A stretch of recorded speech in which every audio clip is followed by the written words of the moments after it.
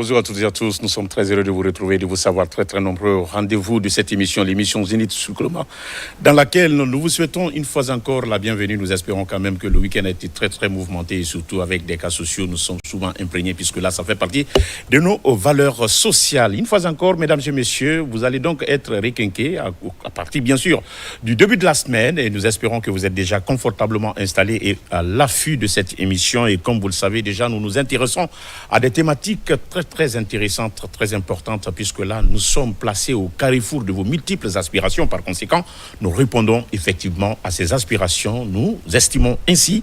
Vous êtes donc la bienvenue. Et puis, aujourd'hui, nous sommes lundi 13 octobre 2025. Et comme vous le savez, chaque 13 octobre, l'humanité célèbre la lutte contre, bien sûr, les catastrophes naturelles, mesdames et messieurs, instituée en 1989 par l'Assemblée générale des Nations unies. Alors, c'est aujourd'hui cette célébration. Pour en parler, nous recevons pour vous Monsieur Barry Al-Hassan, directeur du Centre national de gestion des catastrophes et des urgences environnementales. Il ne sera pas donc seul avec nous, il sera donc accompagné par son chef de département suivi et évaluation, à l'occurrence Monsieur Kamara Lansana Aïssata. Une fois encore, mesdames et messieurs, c'est bien sûr une partie de l'ossature de ce plateau, mais n'oubliez pas que nous avons effectivement Monsieur Zoumanidi Zége, artiste chorégraphe, directeur artistique du groupe traditionnel Massé Bala, auparavant chorégraphe donc et danseur du groupe Les Awadi, que vous connaissez, le trio. Une fois encore, paix à l'âme en tout cas de celles qui sont déjà décédées. Et puis, il est donc accompagné dans cette émission par Madame Gouepodi Joséphine, restauratrice de profession. On va parler avec eux, bien sûr, de cette nouvelle association qu'on appelle Famille Massata. C'est dans un court instant. Et puis, notre artiste invité du jour, c'est Lama Edmond, artiste, auteur, compositeur, chanteur et interprète diplômé en environnement à l'université Gamal Abdel Nasr de Conakry, mais aussi ingénieur de son, attiré par l'affection, bien sûr, des sonorités, des belles sonorités dans ce domaine. Il va donc nous montrer son expertise. En toile de fond, on va donc parler également de ces projets, si tout va bien, dans cette émission, mesdames et messieurs, respectivement, chers invités. Bonjour à tout un chacun. Monsieur le directeur, je commence par vous. Bonjour et merci d'être avec nous sur ce plateau et dans ce premier numéro de la semaine de l'émission Zénith Soukroma. Oui, je suis vraiment très heureux d'être avec vous et d'être en face de vos milliers d'auditeurs, de parler de cette journée mondiale. Et je suis encore très heureux d'être avec mes collègues autour de la table. Je suis très heureux, vraiment, merci. Très bien. Edmond, comment ça va? C'est notre deuxième fois de se retrouver autour d'un plateau de télé. Et d'ailleurs, c'est sur recommandation de nos téléspectateurs qu'on vous invite également aujourd'hui, parce que là, selon ces téléspectateurs, je cite, vous avez en tout cas du talent à revendre. Par conséquent, ce que vous faites, ils adorent, ils aiment ça. Et nous ne faisons que obéir à la sollicitation et pourquoi pas à la demande, bien sûr, de nos téléspectateurs qui nous écrivent en inbox. Une fois encore, merci et soyez fiers de vous parce que ça, c'est que vous faites déjà impact. Merci beaucoup. Je suis ravi. Je retourne l'ascenseur. Oui. Comme je le disais très bien, voilà, je sors de Gamma, j'ai fait l'environnement, mais je suis très passionné par la musique. Voilà, c'est vrai que j'ai eu quelques stages à faire. Mais bon, je pense qu'on ne peut que réussir, comme je l'ai dit la dernière fois, ce qu'on aime. Parce que la plus belle chose sur terre, c'est pas ce qu'on touche ni voit, mais ce qu'on ressent dans le cœur. Ça, c'est vrai. C'est que nous ressentons dans le cœur. Et nous le faisons également avec aisance, avec zéro difficulté, parce que déjà, il y a une certaine affection qui constitue ce qu'on appelle ici une certaine force, qui nous donne, qui nous permet, qui nous pousse et qui nous booste à tout moment, qui nous parle et qui parle à notre subconscient pour effectivement aller toujours de l'avant. En tout cas, courage et courage. Alors, de l'autre côté, Madame Gouepodi, comment ça va? Oui, ça va, merci. Vous allez bien? Oui, ça va. Et là, aujourd'hui, on n'est pas en train de présenter le menu de votre restaurant aux consommateurs, mais là, aujourd'hui, on s'inscrit dans une dimension sociale, socio-culturelle. Là, voilà, c'est cela, et c'est ce qui vous amène aujourd'hui, puisque là, on va parler un peu de votre nouvelle association, cette association très jeune encore, mais sauf que vous êtes avec quand même un baobab de la culture du sud de notre pays. Je vais parler de Ziama, également de Massanta. Voilà, c'est ça. Comment ça va? Oui, ça va, merci. Merci beaucoup. Et puis, voilà, homme-oiseau. Aujourd'hui, il n'est pas déguisé. On le voit tout de suite, parce que là, quand il est dans son accoutrement, il est très difficile de le reconnaître. Mais aujourd'hui, il est dévisagé. Il est sur ce plateau pour nous parler, effectivement, de cette association. Comment ça va? Tout va très bien. Ça se passe bien? Très très bien. Dieu merci. Et comment se porte, je dirais, notre héritière des Awadji? Est-ce que vous êtes toujours en contact? On est en contact, même hier on était ensemble et on compte toujours continuer pour que demain soit meilleur. Malgré l'absence des autres. Oui, mais toujours. Il laisse un grand vide. Oui. Même si la jeunesse, il y a quand même des héritiers. Vraiment. Mais quelqu'un nous disait qu'on ne peut pas être dans la chambre et se voir passer dans la rue, puisque là, le moi est toujours personnel. Vraiment. Et c'est confondu à l'unicité. Oui. Et quel que soit, en tout cas, tout ce que nous allons essayer de faire, de mimer ou de reproduire à la place de l'autre, son moi personnel sera toujours absent. C'est pourquoi la valeur de l'homme se mesure au vide qu'il crée. Merci d'être avec nous et nous renouvelons en tout cas nos sincères condoléances. Toujours, parce que quand on se retrouve, vous avez eu quand même à passer des très bons moments ensemble. Et nous ne sommes pas là pour parler de ça ou pour en tout cas attrister nos téléspectateurs, mais il faudrait quand même rendre hommage à ceux qui ont quand même, à un moment donné de leur existence, participé à la promotion de la culture ou en tout cas ils ont posé quand même des actes allant dans le sens du développement, quel que soit le domaine. En tout cas, merci d'être avec nous et tout à l'heure nous allons en parler. Alors, chers téléspectateurs, tel était donc, bien sûr, sauf que l'autre invité va donc revenir nous rejoindre sur ce plateau après, en tout cas, l'un d'entre eux, ou bien, voilà, nous allons libérer à un moment donné Madame Koubouji, Joséphine Nana, voilà, à un moment donné pour recevoir M. Camara, Lansana Aïssata, pour effectivement parler de cette journée internationale, cette journée mondiale. Mesdames et messieurs, comme vous le savez déjà, notre pays est situé dans une zone pluviométrique et comme vous le savez déjà, mimer, et puis voilà, réfléchir autour. Alors, nous allons commencer avec la musique. Nous allons commencer avec la musique pour vous permettre d'être en tout cas bien reçu et puis vous préparer à recevoir des bonnes informations qu'on va donc tout à l'heure propulser sur la lucarne de la télévision nationale. Mesdames et messieurs, merci. En tout cas, nous sommes très égayés de vous retrouver ce matin encore. Alors, là, la fidélité aussi est renouvelée à Taban, c'est dans Korira, dans Dubrika. Merci donc de regarder cette émission. Merci. Nous allons aujourd'hui voyager un peu. On va faire un tour en Côte d'Ivoire. On va chanter le morceau, on dit peut-être que tout le monde connaît. D'accord.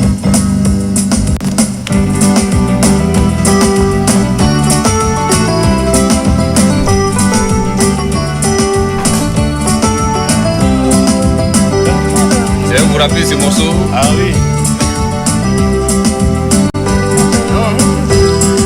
On va chanter avec moi. C'est le premier Gaou. C'est dans mon galère que la gonne m'a quitté. C'est dans mon galère que la gonne m'a quitté. Quand j'avais un peu haut, matin, midi, soir, on répond à la rue Princesse. Au milieu m'a dit la salle qui matin. Mais l'argent est fini, en tout a changé de côté. Bana, elle a changé de côté. Nyangere, nyangere wa, nyangere wa. Dieu merci pour moi et je savais chanter un peu. J'ai fait ma cassette, on me voit à la RTGO. Matin, midi, soir, c'est moi qui passe à la radio. Ah oui, en tout a vu, ah oui, le Gaou a percé. Attends, je vais partir le trouver. J'ai dit, on dit premier Gaou n'est pas Gaouye. C'est deuxième Gaou qui est Nyantaye. Dimanche matin, on tape à ma porte. À ma grande surprise, c'est la Gohantou, je vois. Je sais pour Evio, il y a longtemps, je te vois pas. Elle veut me mentir, elle dit chérie, j'avais voyagé. Je suis de retour, je t'appartiens. Prends-moi cadeau, fais ce que tu veux. Quand on me dit premier Gaou n'est pas Gaouye, c'est deuxième Gaou qui est Nyataou. Je dis chérie Coco, qu'est-ce que tu veux manger? Elle vient de me dire, elle me dit poulet braisé, poulet est trop petit, ça fait pas te rassasier, c'est des caïmans braisés. Tu vas me donner, genou d'éléphant, tu vas manger, nyangere nyangere.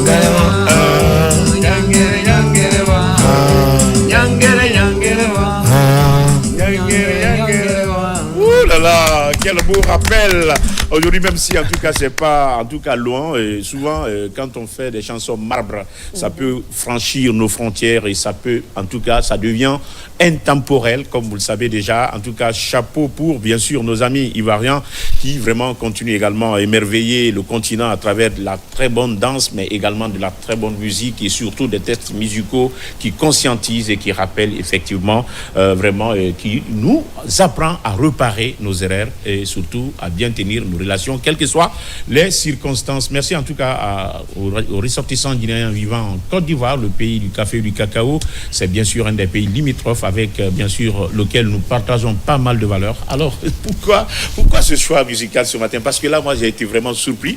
J'aime les surprises, hein, parce que là, les surprises, en quelque sorte, me donnent beaucoup plus de chaleur. Bon. Me procure de la chaleur, en fait. Comme je vous l'ai dit, je suis musicien, donc je viens en fonction de la circonstance. Je sais que c'est un morceau qui est connu par des gens, ça rappelle. Tout à fait. Voilà, donc du coup, je me suis dit, il faut toucher quelque chose qui peut faire chanter l'auditoire aussi, le public, etc. Tout à fait. Parce que c'est un morceau qui est très connu. Ah ouais. Donc c'est un peu ça. Même après ça, on va venir aussi en Guinée sur un morceau qui est connu aussi. Oui.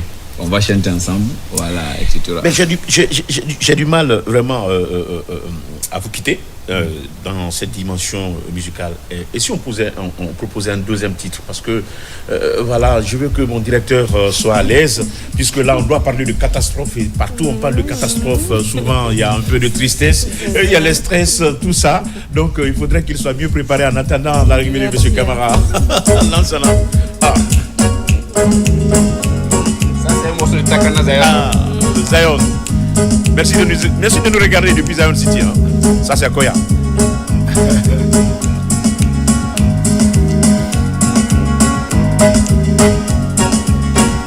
Sese yo na utagi na ragate yetebe. Ah, calme. Teme sese yo na utagi na ragate yetebe. Mame, teme na magono ma. Itana bore biri firi ma. Teme na magono ma. Itana bore biri firi ma. Itana fala bore biri be. Itana fala bore biri be. Amagawu, andaru, antuma folo, amadama. Itoba fora numbarira. Asuba ramanaga jongunumba. Isama publicité raba. Yakosi bore biri wa mama. Amatu fatumata wa mama. Salimatu wa mama. Sale wa mama. Fanta wa mama. Ibore biri wa mama. Tama fore mara. Yay. Yadi teme na maganoma. Itana bore gine biri firima. Yay yay. Yadi teme na maganoma. Itana bore gine biri firima. Yay yay. Yadi teme na maganoma. Itana bore gine biri firima. Sese yo na utagi na ragate yetebe. Teme sese yo na utagi na ragate yetebe. Yetebe yandi desi. Asinge itonto. Ifane imakore na ibire rana. Yakoro yati raka mofina na. Ibira fora ngara fanyi fima. Ina ribore biribe ya mwenye fang. Ineleva ito fanyi. Dola fina imang. Yero fima. Nkobiri molele biri fima. Yakosi baranye bara yabuna. Ebiri wa mabira fem fagora. Mangana la fima. Mukeli non fagora. Woyo, woyo, woyo, woyo. Fatumata wama. Ibore sale matu wama. Sale wama. Ibore wama. Est-ce qu'on peut l'applaudir s'il vous plaît? Voilà. Ouh là là, Mangana, merci donc bien sûr. Maintenant, on va faire mon son en anglais. Il n'y a aucun souci. Je dis que je suis dans un peu. Merci beaucoup. Et en tout cas, nous espérons quand même que vraiment tous qui sont du côté des Soumbouya aujourd'hui, franchement, sont très très vraiment égayés en compagnie vraiment de cette émission. Vous êtes à quelques 50 et quelques kilomètres. Je vais parler donc de Koya. Voilà, il faut quand même se dire à partir de kilomètre 0 c'est 50. Mais si vous êtes quelque part en allant partance pour Mafréa également, cette sous-préfecture qui est à Chebal entre Koya et la préfecture de Fouré-Karia. Merci donc cette sous-préfecture d'être bien sûr au diapason de votre émission. l'émission Zénith sur Coloma de ce lundi. Ah bah oui, quand on sort des stress, bien sûr, du week-end, et là, on a besoin de vous retremper dans l'ambiance et on a besoin de vous accueillir avec de la très bonne humeur. C'est ça aussi l'émission Zénith sur Coloma. Mais également, en fond d'étoile, il y a pas mal de sujets importants que nous débattons pour vous à travers des personnes ressources qui acceptent bien sûr nos invitations pour effectivement partager leur expertise, leur connaissance, leur savoir-faire dans cette émission. Et puis, Monsieur Zoumanidi, vous êtes effectivement un des membres actifs de cette nouvelle association qu'on appelle Massata. Voilà, c'est ça. C'est ça, hein? Oui, c'est ça. Voilà, c'est ça. Massata. Qu'est-ce que c'est? Alors, expliquez-nous un peu, parce que dans la culture, il y a tout ce qui est dit a une signification, a un sens. Qu'est-ce qui est abrégé et d'où est partie vraiment l'idée de créer maintenant vraiment cette association? À quoi est-ce qu'elle ressemble? Merci. Bon, d'abord pour la première fois, je suis vraiment content d'être là parce que pourquoi? Nous, vous me connaissez depuis longtemps. Tout à fait. On est là en Guinée ici, on se bat beaucoup. Non, il faut vous mettre à l'aise. Ok, voilà. On se bat très très bien pour la culture. Même si ça ne va pas, aujourd'hui on peut remercier le président qui est en train de nous aider. Parce qu'aujourd'hui, ça change un peu avec nous, les artistes. Tout à fait. Je peux dire comme ça. Sinon avant, ce n'était pas vraiment bon. Mais aujourd'hui, les artistes évoluent très très bien. Donc, on est content pour ça d'abord. D'accord. Bon, Massanta aussi, ça existait depuis. Quand on dit Massata, c'est la même chose, ça c'est la langue tomagiste de Massanta. Sinon, c'est Massanta. C'est notre ville. La meilleure ville de toute la Guinée. Au pied de la forêt de Ziama. Voilà. Parce que là-bas, quand vous partez là-bas, vous pouvez tout trouver. Tout ce que vous voulez. Vous pouvez gagner ça à Massanta. C'est pourquoi on veut valoriser vraiment Massanta, mettre les enfants ensemble. Les fils et les filles de Massanta pour les mettre ensemble. C'est ça d'abord pour la première fois. C'est pourquoi on a créé cette association, association Massanta. Depuis quand c'est créé, même si c'est une nouvelle Oui, ça peut faire maintenant une année. Ah oui, mais c'est pas aussi jeune, hein, c'est pas un nouveau-né, je peux dire. Hein, certainement, vous avez eu quand même pas mal d'activités. On avait des problèmes d'abord. Ok. Mais ce n'était pas activité d'abord. Ok. Maintenant, là, ça fait 2 mois maintenant qu'on a dit vraiment, avec le bon travail de notre président, on a vu qu'il faut qu'on mette ça, parce qu'il y a sa place ici. D'accord. Oui.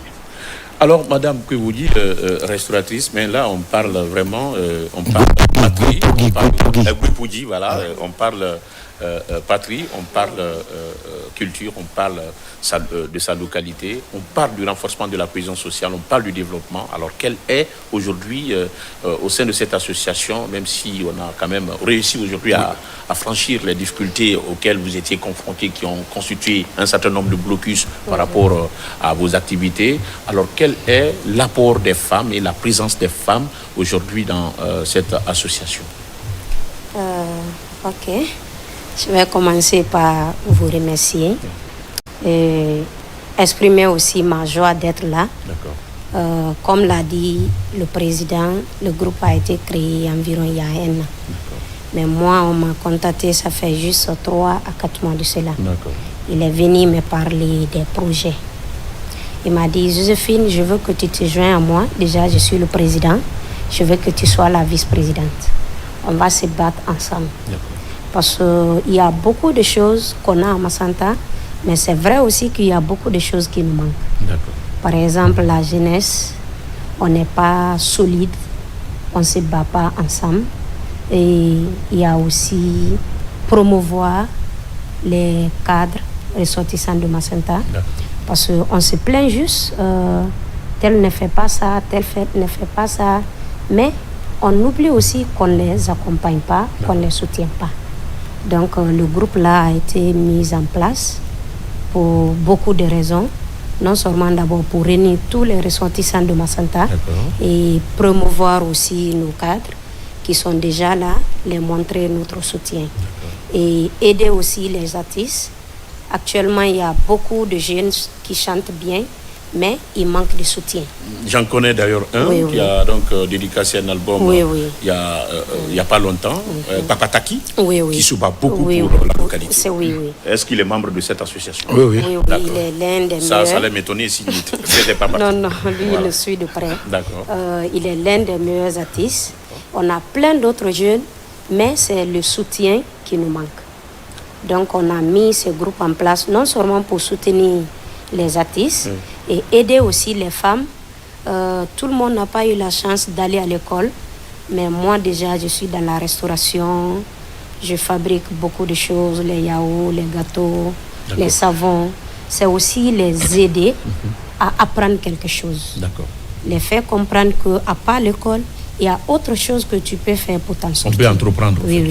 Et accompagner aussi nos frères et sœurs et créer aussi un mouvement pour soutenir le président et lui témoigner notre gratitude.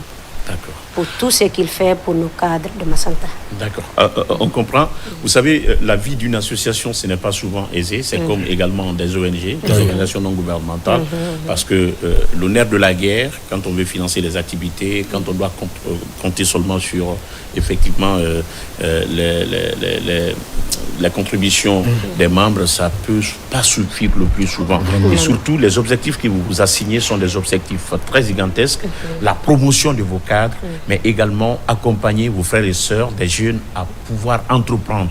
Alors, quelles sont les stratégies que vous êtes en train de mijoter pour pouvoir effectivement faire face à ces objectifs-là, ou pour l'atteinte de vos objectifs? Bon, pour ça, d'abord, pour la première fois, le 19, le dimanche à venir, on va faire notre lancement des arts. À Nongo ici, quand on fait le lancement. Le 19? Oui, le 19. À quelle heure et où exactement? Parce que quand on dit Nongo, Nongo, c'est à Kontea ici, à côté de Kofi Annan. D'accord. 100 mètres de Kofi Annan seulement. D'accord. Serait là-bas. D'accord. Et on veut inviter tout le monde de venir, c'est tous nos cadres, beaucoup de personnes pour ce qu'on va avec, comme le message, ils n'ont qu'à comprendre pour nous aider, pour que on gagne réellement ce qu'on veut faire quand même avec l'association. Donc dès dimanche déjà on va faire lancement. Ok, le dimanche prochain? Oui. Vous dites à 14h? Oui. Et qu'est-ce qui va se passer concrètement? Parce qu'on sait quand même que partout où il y a vraiment homme-oiseau, c'est qu'il y a ce qu'on appelle des manifestations culturelles aussi. Oui. Quel est le programme qui va être donc déroulé? Est-ce que ce sont les simples discours qui vont être tenus? Non. On va faire des discours, mais on a invité aussi beaucoup d'artistes, surtout la tradition. Beaucoup vont venir là-bas pour montrer aussi leur talent, quoi. Oui, et puis on a besoin, comme on a dit, on a besoin, même RTZ, on a besoin de nos cadres pour venir nous écouter. Mais il faut écrire par rapport à ça, il faut écrire à notre directeur général, Madame Makeme. Elle est beaucoup investie dans la culture, surtout dans la cause du développement et de la promotion. Voilà. Parce que vous savez, Massanta, moi je peux dire que Massanta, c'est une grande ville, je peux dire comme ça, depuis autant de Sékou Touré. Parce que le premier ministre est sorti déjà à Massanta, même la première dame est sortie à Massanta, Maman André. Tu as vu, donc il y a des personnalités déjà qui sont sorties à Massanta. Mais aujourd'hui, on a compris qu'on est un peu descendu, quoi. Donc il faut qu'on fasse la promotion de nos cadres. Et on va le soutenir. Et puis nous aussi, on commence à travailler, à soutenir tout ce qui veut faire quelque chose quand même pour l'avenir qui est bon. Nous, on te soutient quand même. Donc l'association là n'est pas petite quand même. D'accord. Alors cette organisation, pour vous les femmes, parce que certainement il y a des commissions qui sont instituées, qui sont constituées. Alors dites-nous, les femmes, vous allez vous occuper de quoi exactement le dimanche? Et dites-nous quelles sont les personnalités qui sont déjà invitées formellement. Comme l'a si bien dit notre président, ça serait une journée très merveilleuse parce qu'on a invité beaucoup de cadres. Où il y a le frère Bernard PV qui sera là. Lui, il va venir avec toute une équipe. Certainement, il va venir avec des gens même qu'on ne connaît pas. Mais vu que lui, déjà, il est à la tête, on est sûr qu'il ne viendra pas seul. L'activité qu'on a prévu de faire en tant que femme, déjà, la réunion du 19 sera tenue dans l'orphelinat qui se trouve à côté de Kofi Annan, à Nongo. Ça nous permet non seulement de partager le peu qu'on a aux enfants qui sont là-bas. Donc on va faire la cuisine, il y aura les artistes, il y aura de la musique. Non seulement on va les faire manger, mais on va aussi les distraire. C'est une façon pour nous de montrer à cet enfant qu'on tient à eux et qu'on est aussi des mères de famille et qu'on a aussi nos enfants. Malgré qu'ils ne sont pas avec nous, mais pour les montrer notre amour et notre sympathie. Donc c'est pourquoi on a organisé cette rencontre à Kofi Annan dans un orphelinat. C'est là-bas où on va tout faire, la cuisine, la musique. On sera là-bas de 14h jusqu'à 19h. Donc il y aura de l'ambiance. Tout le monde est invité. D'accord. C'est le groupe Masanta. On est là surtout pour nous aimer et pour nous aider. D'accord. Mais est-ce que vous avez partagé quand même cette idée avec pas mal des cadres issus vraiment de la préfecture? Est-ce que vous avez eu quand même à les rencontrer vraiment parce que quand on te lave le dos, il faut se laver le ventre. Oui, oui. Vous avez dit tout à l'heure que c'est pour vraiment accompagner vos cadres, faire leur promotion et autres. Mais ça ne peut pas se faire à leur absence. Est-ce que vous avez fait un premier pas vers ces cadres-là? Oui, oui. Oui. Et Même quel aujourd'hui, est le feedback? Quel est le retour? Est-ce que quel a été l'accueil? Bon, quand même, tout le monde est content pour ça. Et puis, ils ne pensaient pas que si on pouvait trouver un groupe comme ça qui pense à eux comme ça. Donc, ça les a étonnés. Nous-mêmes, on ne croyait pas aussi qu'ils pouvaient nous accepter de cela. Mais dès qu'on est arrivé seulement partout, on part, on fait directement, on ouvre. Et puis, quand on explique notre problème, on dit, c'est ça, il n'y a pas de problème, nous sommes avec vous. Très bien, mais est-ce que vous avez pensé vraiment aux fils ressortissants de Macenta qui se trouvent dans les autres préfectures, mais également qui se trouvent à l'extérieur, notamment la diaspora? Oui. Et comment vous faites avec Et aussi, bon, vous savez, même en Guinée ici, on a notre antenne maintenant dans toutes les préfectures, par exemple en Guinée, que ce soit Cancan, Mamou, partout. Déjà là où il y a les ressortissants de Macenta, on a notre antenne là-bas pour les faire parler de notre... Parce que notre habit est déjà sorti, l'habit qu'on va porter ces jours-là. Et on a mis l'image de le Guinzin. Vous savez, vous connaissez le Guinzin? C'est votre monnaie. Voilà. La monnaie traditionnelle. On veut valoriser ça.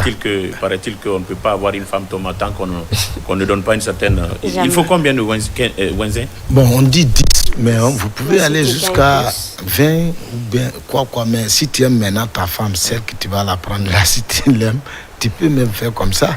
Oui, mais quel est l'équivalent, n'est-ce pas, des 10 là en francs guinéens? Ça, c'est 1 million. 15, oui, 10. C'est 1 million. C'est 1 million. D'accord. Tout est là-bas quand même. Formidable. Est-ce qu'on peut applaudir ça? C'est la seule localité qui garde encore sa monnaie, sa propre monnaie traditionnelle. C'est une valeur culturelle maintenant. Et je viendrai, on va envoyer ici. Parce qu'il y avait un temps que j'avais fait l'émission de Lambétiri. J'avais tout mis ici. Mais on va revenir encore. Parce qu'après le lancement maintenant, les activités vont commencer. Après maintenant, nous allons encore revenir et on vient avec la monnaie. Madame Guiboudji, on va vous laisser tout à l'heure, mais certainement on va garder le président. Vous allez nous attendre le temps pour nous de recevoir Monsieur Kamara Lansana Aïssata, chef de département suivi et évaluation au niveau du Centre national de gestion de catastrophes et des urgences environnementales. Alors, quel est le message que vous allez passer, surtout aux femmes ressortissantes de Macenta, par rapport à cette journée, mais également par rapport à leur adhésion à cette association? Ok. Je fais appel à toutes les femmes ressortissantes de Macenta de venir nous rejoindre. On a déjà le numéro, on a notre logo. Il y a déjà plus de 300 personnes qui sont dans le groupe. Wow. Donc, on parle aux jeunes filles, on parle aux femmes, on donne des conseils et on forme aussi des gens à avoir des activités. Là, le groupe n'est pas seulement parler ou bien comme les autres groupes, non. Le groupe là est fait pour nous entraider. Parce qu'en disant à quelqu'un, viens m'aider, il faut que toi-même, tu commences. Tout à fait. Donc c'est pourquoi nous-mêmes, on se force à mettre les petites contributions. Si tu as un problème de fonds, on vient t'aider. Si tu as une entreprise, on vient t'aider. Donc c'est ça. D'accord. C'est ça l'objectif. Ça veut dire que vous avez le groupe. Je les appelle tous à se joindre à nous pour qu'on se batte ensemble. D'accord. Donc, je peux parler en Toma? Il n'y a pas de souci, passez le message en Toma. Ok. Dentakeni, go azelizu za uma. We o masada, o balizia, ve no pedanana. Grupo iga gidalo ga etiesma famille masada. Ga uloisu, ga ova, ove giva. Ove giva ala ko grupo inga ga grupo vago, ada bodabo ada wiolo ni intiba, ada dabo ada cadre gitiba. Président Balaena a des soutiens à la quoi de Delaga, nous sommes de cœur avec lui. Donc, association sur les avalales, Keni a de bova, a de l'ouvre giti canatizo gebueloso, mais soutien galana. La madana ya nuima va mamba, Keni etago, et la vano e nima bobani laia. Donc, un groupe in la logema. Réunion Walega le 19, Gibé de Véoperoma, de Renga Guilonu. De nga kuonu over adena mane ange apogo bomo nege bwezo tada ma Josephine na gupogi gula bovozo mena tazwea ga birme donc abalka. Bon, je ne sais pas si on est en train de négocier mon prix parce que je n'ai rien compris. Est-ce qu'on est en train de me vendre vraiment aux membres de l'association? Parce que je n'ai absolument rien compris. Voilà, donc il me faut un stage, un stage à Masada. On dit, vous, oui, que vous allez partir là-bas ces jours-là. Oui. D'abord, vous nous avez pour promis manger du bon tobogi. Voilà, vrai tobogi, là où il y a beaucoup de piment. Mais sauf que moi, je ne suis pas ami avec piment. Non, faire du bon tobogi, actuellement, on ne mélange pas. Oui. Même ce que je livre dans mon restaurant, le piment est à part. Et ce qui n'est pas pimenté, on fait à part.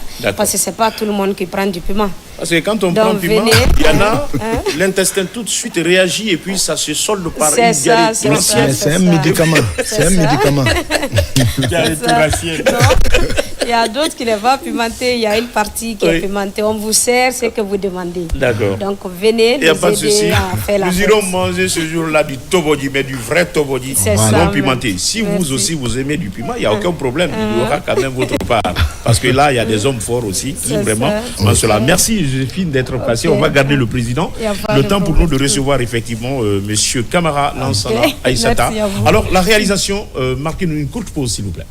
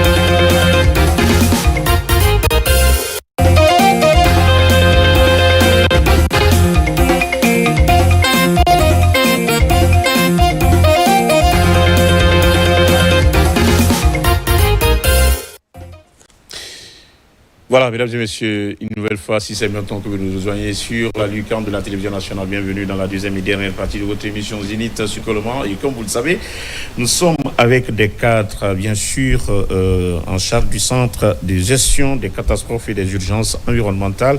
Et c'est M. Camara qui nous rejoint, Lansana Aïssata. Bonjour et merci d'être avec nous également dans cette émission. Merci de nous avoir rejoints. Merci, c'est un plaisir. Vous allez bien? Merci d'être invité, merci. Très bien.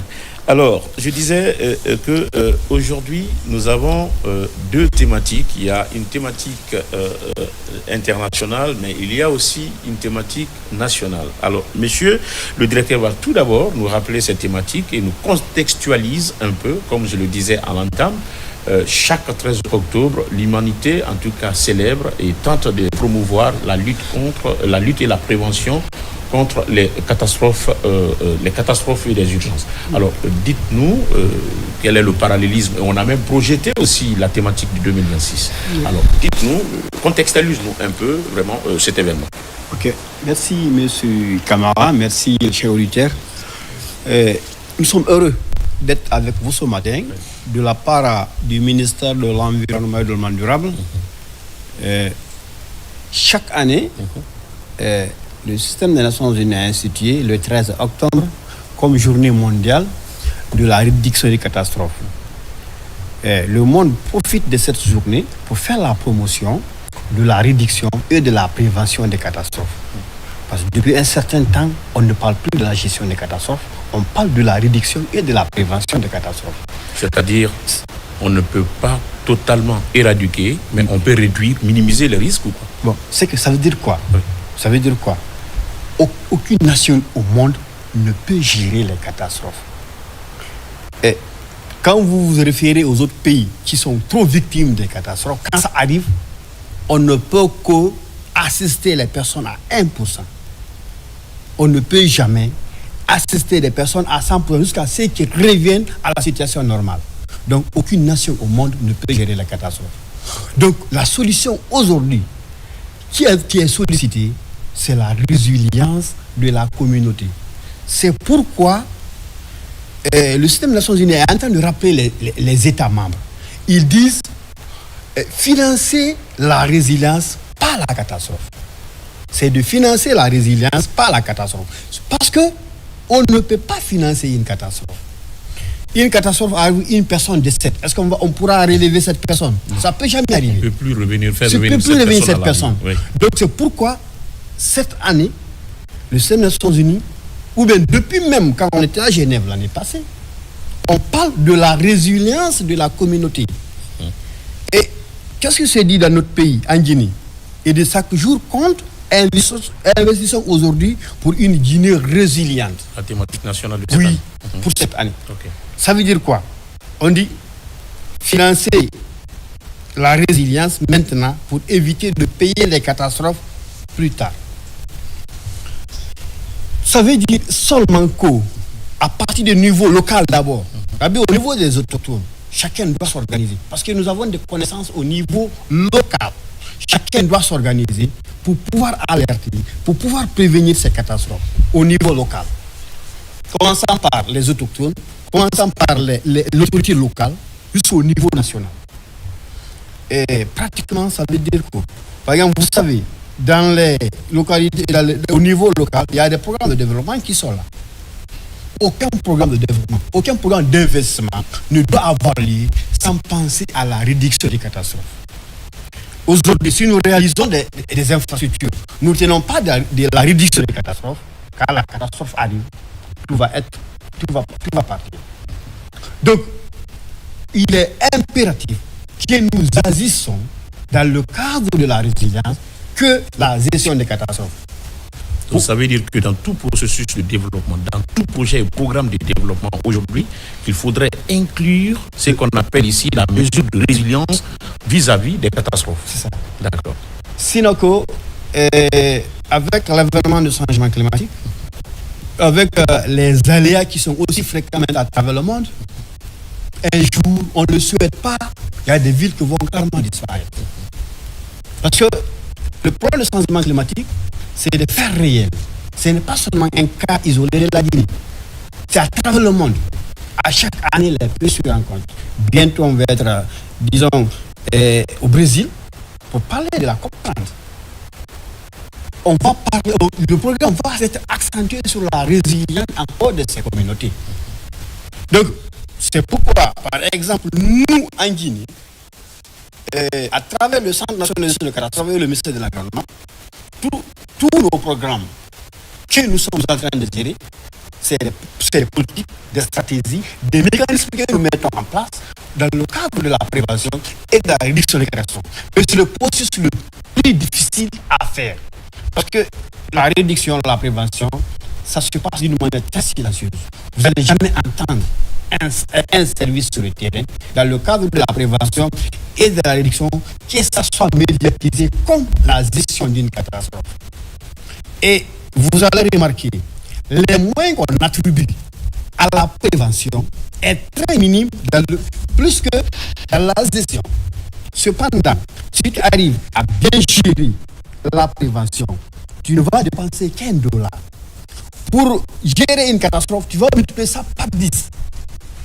C'est ça la différence. Ça c'est l'estimation. Ça veut dire que la gestion des catastrophes est plus dépensive que, n'est-ce pas, la prévention. La prévention. D'accord. Alors, puisque vous parlez de la prévention et c'est la dénomination notamment de votre structure, la Guinée, comme on le dit, dispose de plusieurs instruments, notamment le plus important reste la prévention et c'est en cela d'ailleurs le centre est beaucoup attelé. Aujourd'hui, quel est donc votre tableau de bord en matière de prévention sur le terrain? Vous l'avez dit, ça passe inaperçu parce qu'il y a ce qu'on appelle une absence quasi totale de médiatisation et c'est là où le gros des efforts, n'est-ce pas, est effectué. Alors dites-nous, quelles sont les stratégies de prévention que votre service déroule sur le terrain ou met en place afin d'éviter ou à l'effet d'éviter les catastrophes ou de réduire ou de minimiser les catastrophes? Une très belle question. Le ministère de l'Environnement, dans sa politique et sa stratégie de prévention et de réduction, a commencé d'abord à mettre en place ce qu'on appelle la stratégie nationale de réduction des risques de catastrophes, qui coule de 2030 et de 2026 en 2030. Un document qui est là, qui guide toutes les directions, disons, qui sont en charge des questions de catastrophes dans le cadre de cette prévention. Et ce document est accompagné par un plan stratégique de mise en œuvre, qui est encore un peu compliqué. Mais qu'est-ce que nous avons fait pratiquement sur le terrain? Nous avons élaboré des cartographies des risques à travers le pays. Ces cartographies existent aujourd'hui, des cartes dynamiques, à partir desquelles tu peux comprendre exactement quels sont les risques les plus fréquents dans cette zone. Ça existe aujourd'hui au niveau du centre. Est-ce que vous voyez? Et à travers ça, nous avons mis en place ce qu'on appelle des comités de veille. C'est des comités qui sont dans les 33 préfectures et dans la zone spéciale de Conakry, qui sont à côté, disons, des préfets et des maires, pour pouvoir les aider à les orienter dans le cadre de cette prévention. Et ces comités sont composés pas seulement du ministère de l'Environnement, mais des autres directions techniques, des ONG, des leaders d'opinion, des chefs de quartier, entre autres. Et aussi la Croix-Rouge, il faut ajouter. Ceux-là sont là, à côté, disons, de ces préfets, à côté des maires, pour pouvoir réellement les remonter les informations. Parce que la gestion des catastrophes, il faut la gérer d'une manière locale. Il faut gérer d'une manière locale pour arriver d'une manière globale. Parce que les risques peuvent se présenter à un certain niveau. Toi qui es au ministère, tu ne peux jamais être informé. C'est un chef de quartier, un chef de secteur qui peut être en premier lettre informé. C'est pourquoi dans ces comités, il y a le coordinateur des chefs de quartier là-dedans. Donc ceux-là remontent des informations au niveau de l'autorité communale qui, normalement, doit agir à l'instant pour deux choses. Réduire, éliminer ou bien faire quitter les personnes. Ils peuvent ne pas avoir tous ces moyens. Ils font appel directement, disons, au service technique ou au ministère technique qui peut le faire. Par exemple, il y a un ensemble de ministères qui sont là. Je commence par mon ministère de l'Environnement. Il y a le MATD qui est là. Il y a le Travaux publics qui est là. Il y a beaucoup de ministères. Parce que chaque ministère a son rôle à jouer dans le cadre de la prévention. Si on parle aujourd'hui des cas d'inondation que nous entendons beaucoup. Est-ce que vous avez des actions mixtes avec les autres départements? Par exemple, je prends le ministère des Transports qui gère la direction générale de la météo, par exemple. Oui. Effectivement, par exemple, avec la météo, nous avons beaucoup des actions avec eux. Parce que nous sommes chargés, disons, de l'alerte précoce.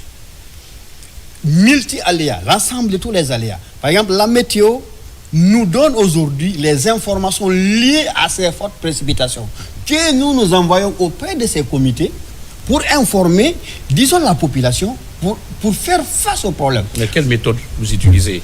Quand je prends, contrairement par exemple, comparativement aux autres pays où il y a beaucoup plus de catastrophes, il y a un système d'alerte général ça ne serait-ce que par téléphone, mais également au niveau des places publiques, il y a des projecteurs qui sont là. Je veux parler des écrans qui alertent sur l'évolution, par exemple, de tel ou tel phénomène météorologique. Qu'est-ce que vous prévoyez dans ce sens-là? Comment vous le faites? Est-ce que ce sont des communiqués vous faites ou bien vous vous contentez tout simplement des données météorologiques? Effectivement, c'est un défi pour nous, de pouvoir, disons, informer la dernière personne qui est susceptible d'être victime. Et disons, un système d'alerte précoce, c'est un ensemble, non seulement des personnes, des applications, disons des appareillages, mais un certain nombre de choses qui manquent au pays. Mais nous, on ne peut rester sans agir, parce que les catastrophes sont déjà là. Nous passons par la méthode locale que nous disposons. Par exemple, la météo, aujourd'hui, quand ils ont des informations liées à une forte précipitation, je suis l'une des premières personnes à être informée. Et souvent, ils orientent sur une zone. Par exemple, on dit, par exemple, la zone de Koya. Il y a le comité de veille de Koya qui est informé à l'instant. Et j'intime ceux-là d'informer le quartier ciblé. Donc, c'est cette manière que nous passons à peine pour pouvoir informer. Mais je vous dis, c'est un défi. Pas seulement pour la Guinée, pour toutes les nations au monde, de pouvoir, disons, avoir un système d'alerte précoce plus lucide, plus acceptable, plus informatif. Parce que c'est encore très compliqué. Parce qu'il faut passer par beaucoup d'applications, entre autres. On avait une application qui a peine de fonctionner, mais c'est aussi un défi pour le secrétaire général du système des Nations Unies qui dit avant 2027, toutes les nations du monde doivent avoir les systèmes d'alerte précoce. Et la Guinée est dans cette lancée aujourd'hui. Nous nous battons pour pouvoir le faire. Est-ce que avec les opérateurs de téléphonie, par exemple, éventuellement, est-ce que vous pensez quand même faire un certain nombre de partenariats par rapport à ce sens? Parce qu'aujourd'hui, on suppose que, en tout cas, sur 10 Guinéens, 9 ont le téléphone, n'est-ce pas? Quel que soit le téléphone, capable de recevoir un message. Est-ce que dans vos plans d'action, vous êtes en train de réfléchir vraiment à ces stratégies, à cette façon d'informer? On a l'année passée, les 2 années passées, on avait commencé par Ariba. On a mis un système d'alerte précoce en place. On a commencé par Ariba. Et ensuite, Orange, on a aussi commencé avec Orange. Mais le problème, c'est quoi avec ces opérateurs économiques? C'est les opérateurs qui sont commerciaux. Ils sont commerciaux. Pour pouvoir le faire, il faut donner les moyens. Il faut un budget par rapport à eux. Est-ce que vous voyez? Mais c'est vraiment l'approche qui est demandée aujourd'hui dans le pays. Et c'est l'approche-là que d'autres pays utilisent aujourd'hui.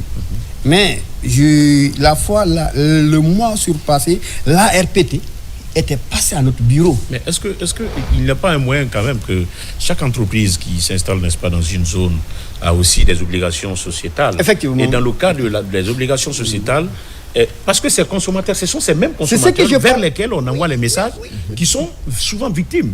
Si vous voyez par exemple qu'une personne X victime qui perd sa vie, j'espère que c'est un consommateur de moyens pour tel ou tel opérateur qui existe. Est-ce que quelque part, vous ne les amenez pas un peu sur ce terrain de comprendre que la lutte que vous êtes en train de mener, ils ont aussi leur intérêt qui, vraiment, est engagé ou qui serait vraiment menacé? Parce que si nous prenons la consommation, par exemple, d'un seul consommateur par an, et c'est quand même, ça vaut quelque chose pour l'entreprise.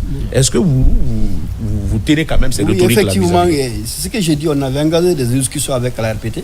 Et ils étaient vraiment d'accord avec moi de pouvoir amener ces opérateurs à collaborer avec les centres d'alerte précoce. Par exemple, la météo et le centre de gestion des catastrophes. C'est des processus qui sont en place que nous allons pouvoir vraiment mener et que nous puissions vraiment pouvoir informer les Guinéens en temps réel liés à ces réductions des catastrophes. Parce que c'est une obligation pour l'État, pour ne pas qu'une personne perde la vie par la suite d'une catastrophe. C'est une obligation pour l'État. Et nous nous battons par rapport à ça, dans le cadre de la prévention et de la réduction des catastrophes. D'accord. Monsieur Lansana Aïssata Kamara, voilà, Monsieur Kamara Lansana Aïssata, vous êtes chef de département suivi et évaluation. Et je le disais en off que vous d'ailleurs, c'est surtout les données. Alors, comparativement à cette année, l'année dernière, il y a eu aussi pas mal de catastrophes. Mais également, cette année, nous avons enregistré pas mal de dégâts, non seulement humains, mais également matériels.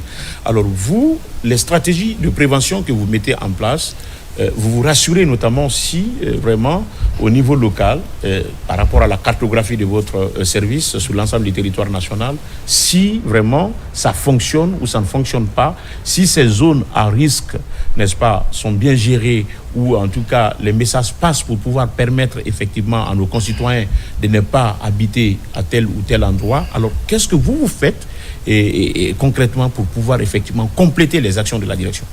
Merci M. Camaran pour l'invitation, qui est vraiment capitale pour notre pays.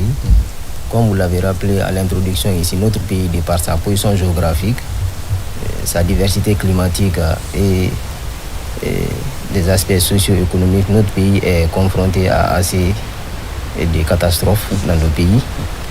Mais ces catastrophes souvent sont d'ordre anthropique ou naturel. C'est pourquoi notre direction s'engage dans ce sens, dans la prévention et la réduction des risques de catastrophes. Comme vous l'avez dit, notre direction, notre centre s'occupe de beaucoup plus de la gestion des risques des catastrophes que de la gestion des catastrophes. Comme le directeur l'a rappelé, même en se basant d'abord sur le cadre d'action d'Hugo qui a précédé le cadre d'action de Sanda et maintenant qui dit que la gestion coûte moins cher que la prévention. Dans ce sens, nous menons des actions dans ce sens. Par exemple, comme vous avez dit, par rapport aux zones à risque d'inondation, on a la cartographie des zones à risque, on a des cartes dynamiques pour vraiment dire qu'est-ce qu'il faut et là où il faut s'installer, là où il ne faut pas s'installer. Mais nous, on ne s'arrête pas par là parce qu'il y a beaucoup des interdits qui ont été transgressés dans ce pays, mais il faut un suivi dans ce sens. C'est pourquoi dans les 33 préfectures, nous avons les comités d'éveil qui sont composés pas seulement du ministère de l'Environnement, mais aussi des ministères sectoriels impliqués dans la RRC. Notamment le ministère de l'Habitat. Effectivement. De l'urbanisme. Effectivement. C'est pourquoi je dis les ministères concernés impliqués dans la RRC. Donc dans ce sens, par rapport à l'alerte, parce que nous sommes des avant-gardistes. Nous, avant que ça n'arrive, nous essayons d'alerter à travers nos comités de veille et de remonter ces informations au niveau des élus locaux pour prendre action. Nous menons des actions dans ce sens. Au-delà de ça, au niveau institutionnel aussi, comme le directeur l'a rappelé, on a nos stratégies nationales de réduction des risques de catastrophes, là où les actions sont définies allant dans le sens de la prévention et la réduction des risques de catastrophes. C'est toutes ces actions que nous menons, mais nous sommes toujours une direction de coordination. Nous travaillons ensemble avec les directions, les ministères impliqués dans la RRC, juste pour la remontée des informations et remonter au niveau du gouvernement pour prendre action avant que ça n'arrive. Parce que, pourquoi je parle du ministère de l'urbanisme, de l'habitat et de l'aménagement, n'est-ce pas, du territoire, je veux parler parce que notre pays, heureusement que certaines catastrophes ne sont pas souvent répétitives dans notre pays, telles que le tremblement de terre et autres, mais nous enregistrons quand même les cas d'inondation qui sont récurrentes. Nous avons également les glissements de terrain qui sont aussi récurrents dans notre pays. Alors, par rapport à ces deux éléments, ça ne serait-ce que par rapport à ces deux risques, et nous connaissons vraiment, comme l'a dit M. Barry tout à l'heure, que c'est par l'effet, n'est-ce pas, anthropique, le plus souvent, et c'est vers ces mêmes population, c'est vraiment vers ces mêmes citoyens que nous, tout ce que vous mettez en place, effectivement, aille dans ce sens-là. Mais est-ce que vous avez des séances de sensibilisation, je ne sais pas si ça vous relève, n'est-ce pas, par rapport à l'occupation de ces zones à haut risque, en attendant que, n'est-ce pas, le ministère de l'Habitat ne prenne des dispositions pour déguerpir et faire dégager, n'est-ce pas, ou, n'est-ce pas, impose les conditions d'occupation de ces zones-là. Et effectivement, comme je l'ai si bien dit, nous sommes un service de coordination. Pour un rappel, il y a une évidence en Guinée que les mois de juillet, août et septembre sont les mois les plus vulnérables face au risque d'inondation. On a eu à travers le ministère de l'Environnement l'accompagnement par rapport à des campagnes de sensibilisation liées au risque d'inondation. Dans ces campagnes de sensibilisation, on a eu à passer des messages allant dans le sens de la des sensibilisations par rapport non seulement aux élus locaux, mais aux populations aux populations vivant dans ces zones à risque d'inondation. Comme je vous ai dit, il ne s'agit pas seulement d'interdire, mais il faut un suivi, parce que souvent, les mauvaises habitudes dans notre pays ont la peau dure. Mais s'il n'y a pas de suivi allant dans ce sens, même s'il y a sensibilisation, il faut un suivi. C'est pourquoi nous avons essayé de passer ces messages les mois passés, avant les grandes pluies, pour passer les sensibilisations avant les éventuelles catastrophes, parce que vous n'êtes pas sans savoir qu'on ne peut pas domestiquer la nature. Tout à fait. Mais il faut préparer les arbres beaucoup plus résilients face à ces catastrophes. Mais pour ce faire, il faut faire des campagnes de sensibilisation à temps, avant que ça n'arrive, pour un peu minimiser les risques liés à ces inondations. D'accord. Alors, Monsieur Barry, tout à l'heure, je sais quand même que ça fait partie de vos activités, le fait de passer, n'est-ce pas, sur ce plateau pour mettre un accent particulier sur la célébration de cette journée, 13 octobre. Oui. Mais qu'est-ce qui est prévu par votre direction par rapport à cette journée, au-delà de cette émission? Ok, merci encore une fois de plus, Monsieur Camara. Vous allez me permettre de rappeler quelque chose que je trouve très important. Pour cette année 2025, nous sommes, disons, au 3e trimestre de l'année. Je vous rappelle que la Guinée a enregistré 55 251 personnes qui ont été impactées par les catastrophes, avec 114 décès, seulement avant même que l'année ne finisse. Quand vous prenez l'aléa incendie, qui est l'aléa qui est plus fréquent, vous allez entendre incendie dans les maisons, oui. L'incendie, disons, dans les marchés, oui. L'incendie partout, c'est l'aléa là qui fait encore plus d'impact économique. Aujourd'hui, on parle de 12 milliards.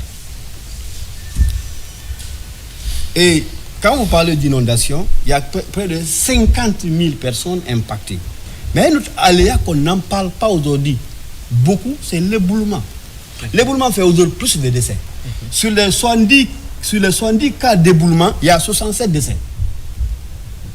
Oui. Donc, ça veut dire quoi? On doit faire face à ces problèmes. On doit rendre cette population-là résiliente. Donc, c'est pourquoi, comme cette année, le thème est venu sur la résilience de la population. On dit de financer la résilience par les catastrophes. On a pensé à 2 activités. Est-ce que... D'accord, allez-y.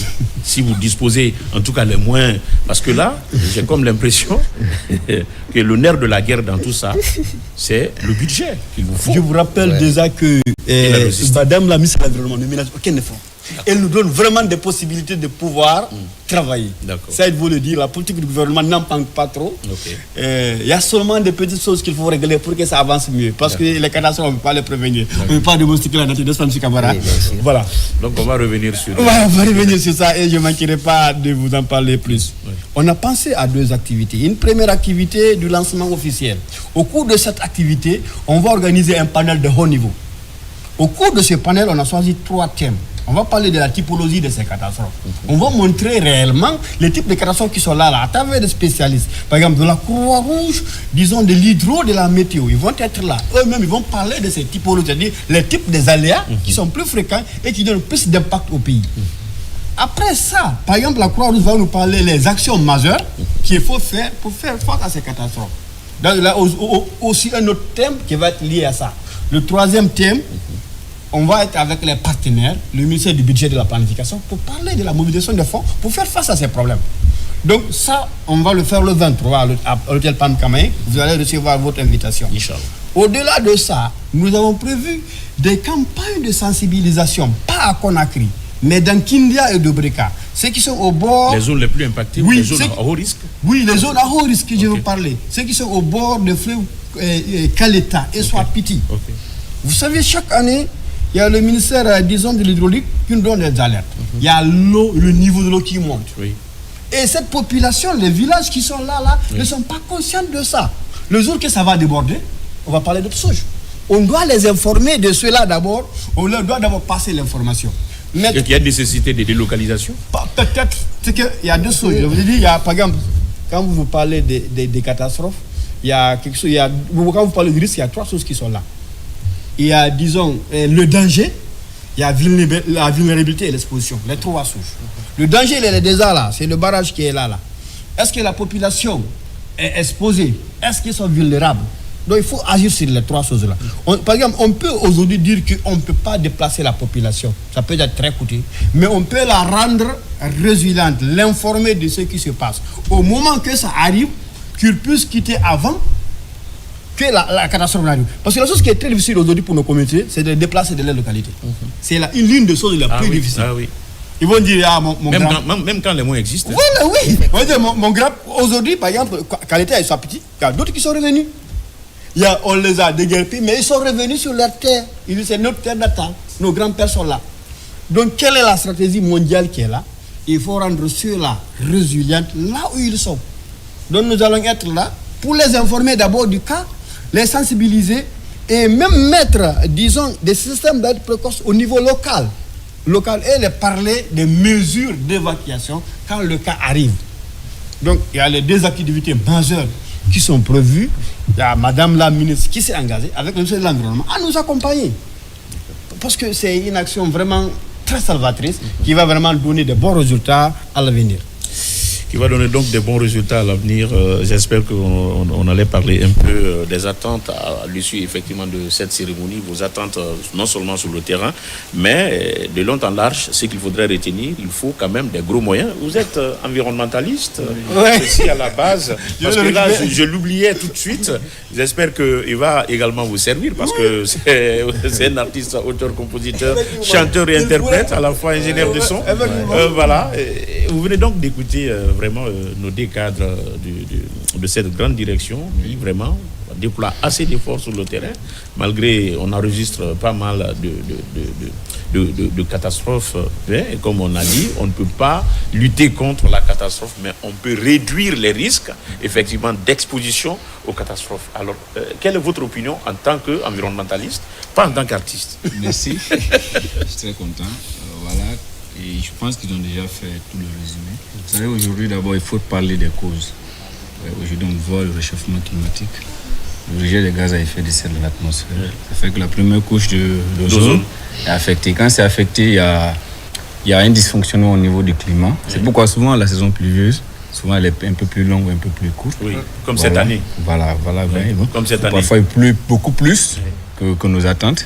Et voilà souvent la cause des catastrophes. Et bon, ils ont déjà une équipe technique qui permet peut-être d'assister ou de prévenir ceci. Et vraiment, j'apprécie beaucoup. J'ai écouté avec attention et je vois vraiment qu'ils sont en mesure de trouver solution, parce qu'aujourd'hui, on trouve beaucoup de familles qui n'ont pas où dormir à cause d'une petite inondation. Oui. Même je connais des personnes qui ont été victimes de rentrer dans la chambre, ils ont perdu tout. Bon, c'est une catastrophe. On ne peut pas prévenir, ou bien on ne peut pas. Mais comme il le dit bien, il faut trouver un petit financement. Comme il a dit, un financement aujourd'hui peut prévenir 10%, 10 fois, beaucoup plus. Alors, si tu investis 1 million aujourd'hui pour prévenir, tu aurais prévenu 10 millions. Puisque tu aurais dépensé 10 millions si tu n'avais pas prévenu. Imagine qu'une catastrophe vient de dégager une maison. L'argent que tu vas dépenser pour reconstruire, par contre, si tu prévenais, avec les carnivores, avec une sensibilisation aujourd'hui, les gens, les déchets par exemple, les déchets sont lancés dans la nature, les carnivores sont bouchés, voilà la cause principale des catastrophes qu'on a créées. D'accord. Son nom c'est Lama Edmond, et comme vous le savez déjà, il a été donc présenté, je ne sais pas, bon moi le plus souvent j'aime provoquer. Est-ce que au-delà de ce qui est prévu, on peut chanter quelque chose? Oui, il y a un morceau pour ça que Michael Jackson a chanté. D'accord. Vous dites We Are the World, je ne sais pas si vous connaissez le morceau. D'accord, écoutez ça. Vous connaissez le morceau là? D'accord. Ça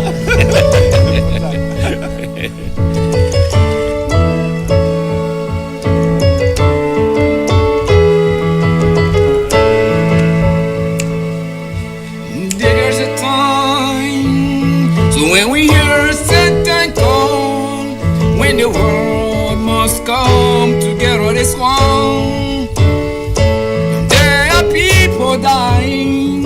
Oh, when it's time to lend a hand to life, the greater gift of all, we can go on, pretending day by day that someone, somewhere will soon make a change.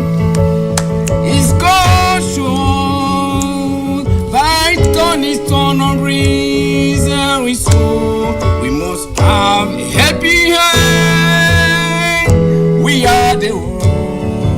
are the world. We are the children. We are the children. We are the world. So many parodies. So let's start giving.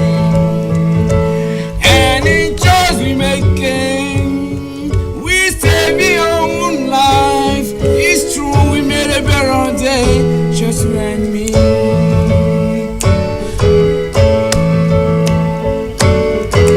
Send them your heart, so they will know someone care, and them life will be stronger and free.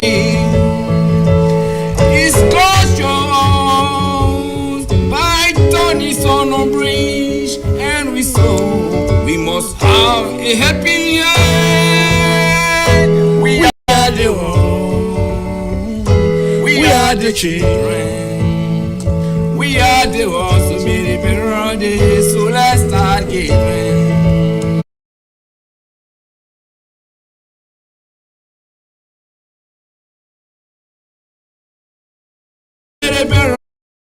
Yes, you.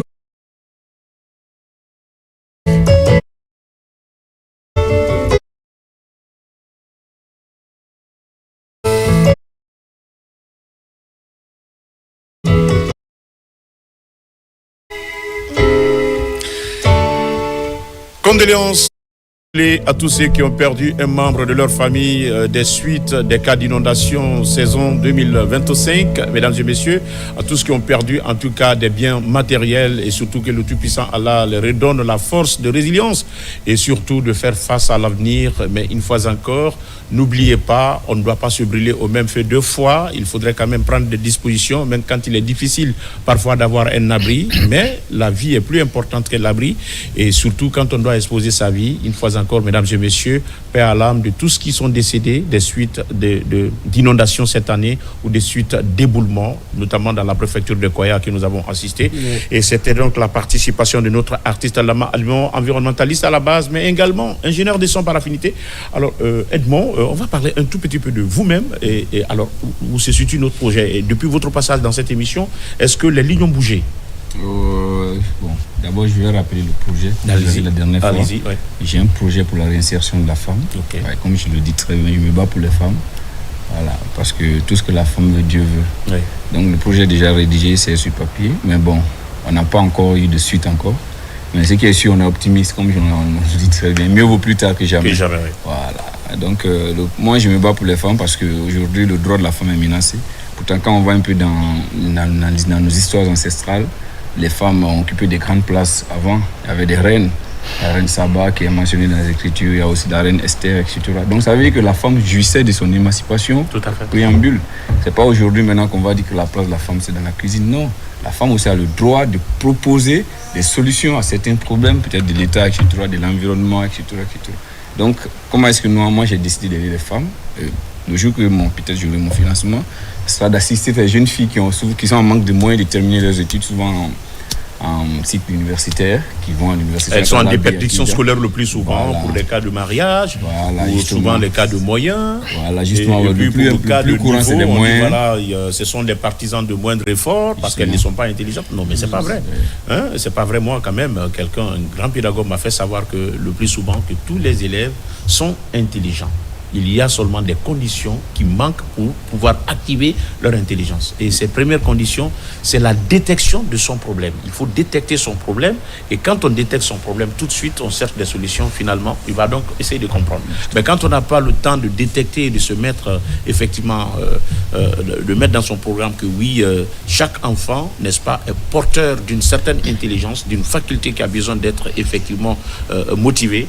Et tout de suite, on cause du tort à l'enfant et finalement, ça se solde à ce que nous connaissons, la déperdiction scolaire. Justement. Et l'abandon total. Voilà. Donc, c'est un peu ça, c'est le résumé. Donc, oui. Moi, c'est ma vision. Ouais. De trouver solution un jour. Qu'un jour, on dise que c'était l'artiste qui a fait que telle jeune fille a terminé les études, aujourd'hui elle est entrepreneur, etc. Ouais. Voilà, ce serait une façon pour moi de laisser une trace indélébile. Tout à fait. Chacun donne une vision. Bon, voilà ma vision un peu dans Alors, où se situe aujourd'hui ce projet? Parce que vous l'avez décrit. Le projet se situe à quel niveau et qu'est-ce qui manque pour que vraiment ce projet puisse voir le jour? Le projet, c'est rédigé. Voilà, c'est rédigé, c'est rédigé. Oui. J'ai une équipe. avec qui je travaille, mais la disponibilité souvent de certains membres. Vous savez, une association, quand vous êtes ensemble, tant qu'il n'y a pas d'argent, tant que ce n'est pas encore financé, souvent les gens ont tendance à négliger les réunions, etc. Voilà, donc pratiquement c'est moi qui suis beaucoup plus actif. C'est moi qui ai envoyé l'idée du projet. Oui, tout à fait. Voilà, j'ai réussi à mettre le projet sur papier, à budgétiser, etc. J'ai même réussi à rentrer en contact. On peut avoir une idée sur le budget? Le budget, ça dépend. Ceux qui veulent faire même un parrainage, par exemple, si vous voulez prendre même une jeune fille en charge, on vous met en contact avec la jeune fille. Et nous avons aujourd'hui un ministère de l'Action sociale, de la promotion féminine et des personnes vulnérables qui est très très actif. Surtout, il faut saluer quand même les autorités à ce niveau-là. Il y a eu beaucoup d'avancées. J'espère qu'un tel projet a besoin d'être présenté à ces autorités-là. Est-ce que vous en avez eu l'idée? C'est une très bonne idée, mais vous savez, aujourd'hui, mettre des projets à la disposition de certaines autorités, c'est aussi une certaine façon de prendre le risque. Pourquoi? Parce que si le projet est détourné, c'est ce qui fait que nous sommes un peu plus méfiants. Le plus gros problème. Voilà, tu peux venir voir un directeur, etc. Tu dis, voilà mon projet, il dit, ok, dépose le projet, je vais faire une étude. Voilà, moi, il y a M. Barry qui souhaiterait quand même apporter des éclaircissements par rapport à ça. Et tu donnes même si c'est pas son sujet. Le DG, directeur national d'action sociale, par exemple, la directrice. Après, tu trouves que le projet, tu dois ton projet passer à la télé, mais tu peux rien. Voilà, donc c'est pourquoi nous sommes très méfiants. Nous voulons aller avec des personnes de confiance avant vraiment de nous lancer ensemble. Il y en a été victime. Il y a un service ici, j'ai mis en place quelque chose dans le cadre de la lutte contre la drogue. Finalement, j'ai vu mes activités. J'ai vu mes activités prévues à la télé. Allez-y. Moi, j'apprécie vraiment mon cher artiste environnementaliste qui se bat et surtout pour la cause féminine. J'apprécie. Je suis venu du monde de la société civile. J'ai été aussi dans ce sens. J'ai vraiment milité dans le cadre de la société civile. J'apprécie. Mais il lui faut encore beaucoup de courage. Parce que réussir aujourd'hui en tant qu'ONG, en Guinée, c'est encore difficile. Et c'est vrai, il y a d'autres qui vont piquer un projet, c'est possible. Hein? Mais moi, je pense que moi qui prends le projet de mon artiste, qui n'est pas de mon projet, la mise en œuvre, je vais avoir encore plus de complicité. Parce que des fois, le projet, toi, tu l'as puisé de ton intérieur. Ça vient du cœur. Ça vient du cœur. Tout à fait. Moi, je l'ai pris pour avoir de l'argent. On connaît le point de départ. Ça ne peut pas avoir les mêmes impacts sur le terrain. Je vous conseille cela. N'ayez pas peur d'affronter un directeur. Il est comme vous. Venez poser le problème. Parlez-lui de votre projet. Parce que l'idée de projet, ça ne manque pas aujourd'hui. Mais c'est la pertinence et la faisabilité. Je vais vous orienter aujourd'hui vers Plan Guinée, qui parraine de jeunes filles. Vous pouvez venir vers eux, vous parlez de votre projet, surtout de la faisabilité des projets. Donc, dans ce sens-là, vous allez pouvoir réussir. Le ministère dont vous faites allusion, c'est un ministère qui se bat aujourd'hui. Sans vous arriver à rencontrer vraiment, disons, des directions qui ont la même vision que vous. Ça aussi, c'est ça. Hein? Parce que les ministères et les directions, ils ont un programme. Ils ont un plan de travail annuel. Ils ont une stratégie. Si ça coïncide à votre programme, eux-mêmes vont s'associer avec vous pour faire venir un partenaire pour vous financer. C'est des choses qui sont possibles. Tout à fait. Mais je vous demande encore une fois de plus de courage, parce que ce n'est pas une chose aisée. Est-ce que c'est pour dire que qui ne risque rien n'a rien? Alors il faut risquer, partir. C'est-à-dire le risque, c'est quoi? C'est de se voir chipper son projet. C'est cela un peu, vous avez peur, parce que c'est devenu le commun des Guinéens. Le plus souvent, les gens sont en sécheresse d'idées. Ils sont, en un mot, en déficit de concevoir des idées. Mais dès lors qu'on voit des idées, comme il l'a si bien dit, on ne peut pas faire dérouler quelque chose que porte quelqu'un dans son âme. On ne peut se limiter que ce qui est sur le papier. On va le faire même avec l'absence de l'aisance. Ça au moins c'est clair, parce que ce n'est pas nous-mêmes qui l'avons conçu. Donc c'est un peu ça. Il faut risquer, il faut partir vers les gens, n'est-ce pas? En tout cas vers des structures qui sont. Ça finira par mourir. Voilà. Monsieur Camara. Oui, c'est comme ce que le directeur a dit. Faire germer l'idée de projet, c'est un grand pas. Mais si tu continues toujours à t'acoquiner sur le projet, pensant que tu pourras le faire en base solo, ça ne peut pas aller. Il faut l'exposer, l'extérioriser, et puis peut-être il y aura des bailleurs de fonds qui vont le financer. Des bonnes personnes. Et c'est qui est encore important qu'il doit comprendre. lui, son objectif, c'est d'aider les jeunes filles. Voilà. Ouais. Si toutefois quelqu'un d'autre prend le projet là aujourd'hui, voit que ceux-là aident les jeunes filles comme il veut, Ouais. il doit être content de ça. Tout à fait. À moins que s'il y a une autre idée derrière. C'est ça. Alors, Edmond, dans le numéro, par exemple, on ne sait pas, on ne sait jamais, quelqu'un serait en train de regarder cette émission et qui vraiment cherche aussi à financer des projets de ce type, mais il ne sait pas quelle est la bonne personne ou quel est le projet le plus pertinent qu'il doit vraiment financer. Il doit certainement vous faire appel. Passez le numéro, regardez cette caméra et passez votre numéro. C'est le même numéro 627 Oui. 35 57 69. Une fois encore et doucement. 627 35 57 69. D'accord. Alors, M. Barry, aujourd'hui, quelle est la place de notre pays dans la lutte ou dans la prévention comparativement aux autres pays? Ok. La place qu'occupe notre pays. Oui, je laisserai M. Kamara continuer dessus. Oui. Et je vais exactement, c'est très important la question, Oui.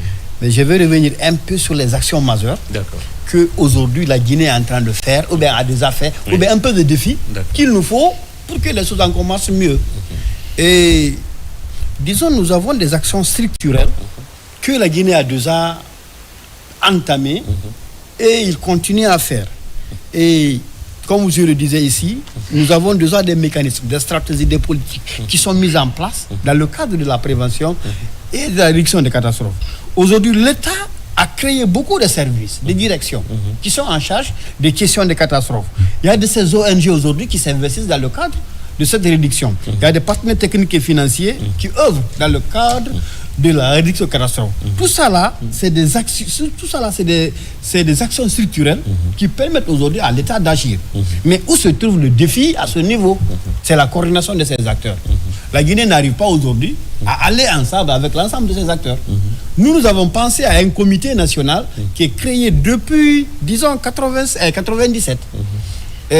Qui est à partir du ministère de l'Environnement, qu'on a losé maintenant au niveau de la primature. Mais aujourd'hui, on a du mal à opérationnaliser ce comité national. Aujourd'hui, si ce comité national de réduction des catastrophes fonctionne, on va solutionner 90% de nos problèmes de la réduction et de prévention de ces catastrophes. Donc, c'est l'un des défis de notre pays, c'est la coordination des acteurs.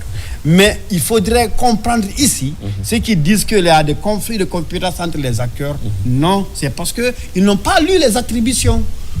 Et aussi, c'est parce que ces acteurs-là n'agissent pas ensemble. S'ils agissaient ensemble et que toi qui parles de conflits de compétences, tu vas comprendre exactement que chaque acteur a son rôle et il en est conscient de son rôle sur le terrain.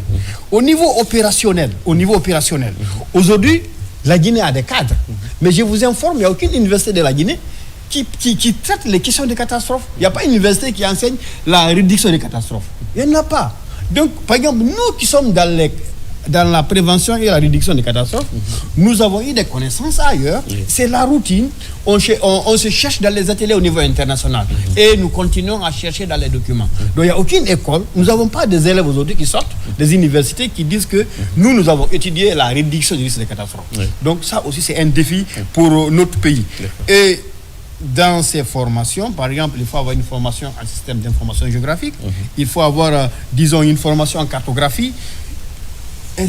Des formations comme ça, des formations sur le climat, c'est des formations comme ça qui peuvent vraiment aider nos cadres guinéens à pouvoir assurer la prévention de ces catastrophes. C'est un autre défi. Mais là aussi, au-delà, disons, de ces formations, il nous faut des matériels. Ce matériel, c'est lié, par exemple, il y a peu de services aujourd'hui qui ont des drones. Parce que les drones aujourd'hui, tu peux faire tourner un drone ici, tu as toutes les informations liées à la zone. Tu cartographies la zone, tu as toutes les informations. Et à l'instant, en tant que technicien, tu peux te décider par rapport à l'avenir de la zone. On n'a pas de GPS, on n'a pas des appareils de mesure et de détection. Et il le faut. Il y a par exemple le cas de Boulman qui s'est passé à Manéa. On ne l'a pas souhaité. Mais aujourd'hui, quand moi je suis allé sur le terrain avec mon équipe de l'environnement, quand on a fait passer le drone, on a compris que réellement, il y a des choses qui pouvaient être faites à l'avant pour éviter le cas là. Mais malheureusement, c'est arrivé. Mais comment empêcher pour ne pas que d'autres choses arrivent? Et c'est ça notre rôle. C'est ça notre rôle. Donc, pour pour toutes ces actions majeures qui vont nous permettre réellement d'empêcher, de prévenir les catastrophes éventuelles.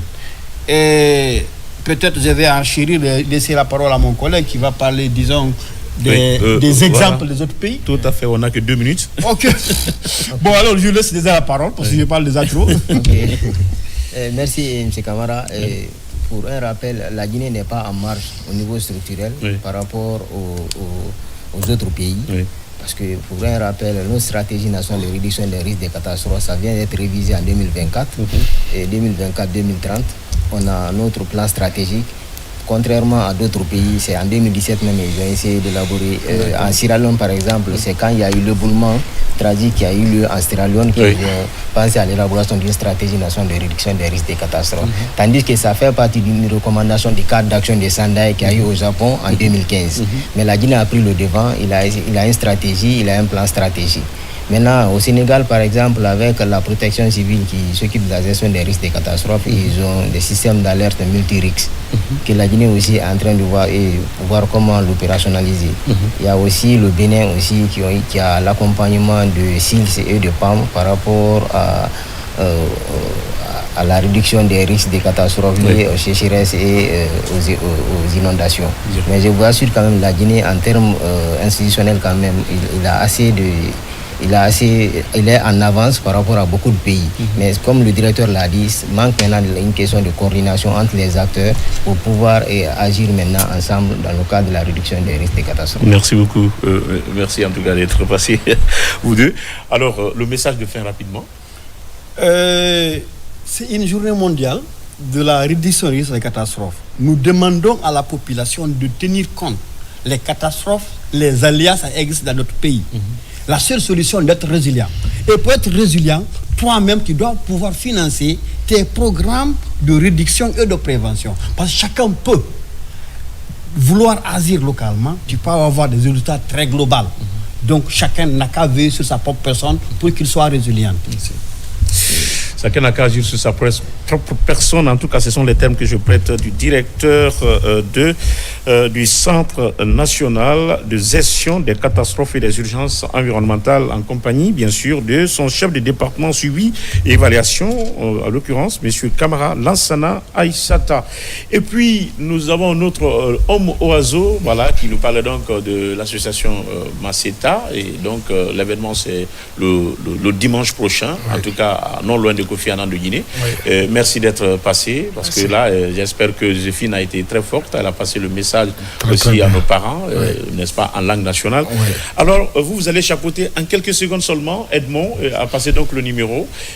Bien sûr, cette émission, mesdames et messieurs, c'était vraiment un énorme plaisir pour nous de vous servir au compte de ce tout premier numéro de la semaine. Nous vous donnons rendez-vous la semaine prochaine. Mais merci à La Junior pour la réalisation, également à toute l'équipe technique, à mes caméras women, mais également le caméraman, bien sûr, qui les accompagne dans ce numéro. Merci une fois encore, Lama Edmond. Merci beaucoup.